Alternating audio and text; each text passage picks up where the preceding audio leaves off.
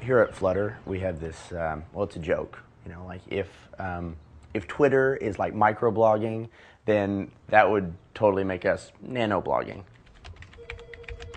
Zach and I were sophomores at the time at Stanford when we came up with the idea. Everyone was starting to Twitter, and we were thinking, you know, what's the next big thing? Can we take this to another level? And that's when we dropped out and started Flutter. I think a lot of people don't have time to Twitter.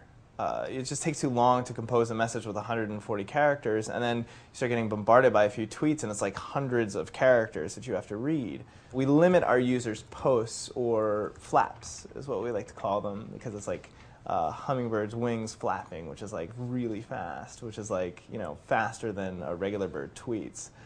We limit it to 26 characters, so one full English alphabet is the maximum flap. So Flutter can also take posts from all sorts of sites, Twitter, Facebook, MySpace, I guess, and it automatically shortens them to 26 characters. Like, let's say my friend tweets something like, working on some new designs for the album cover and watching Project Runway in my underwear, LOL. Let's see what Flutter comes up with.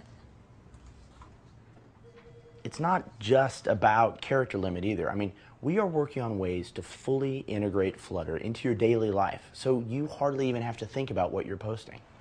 We're developing an iPhone app that allows Flutter to know where you are at any given moment and then flaps automatically. So let's say Kim is walking down 9th Avenue and decides to go into a Starbucks. The moment she walks in the door, her Flutter account will automatically update to say, Kim get coffee. Now let's say after that soy latte, nature calls. Then Flutter will update to say, Kim in bathroom.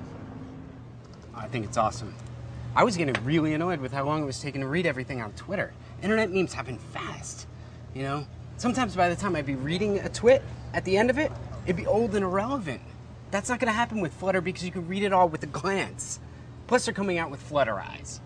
Flutter Eyes are a pair of highly sophisticated eyeglasses we've developed, which we think will revolutionize mobile blogging.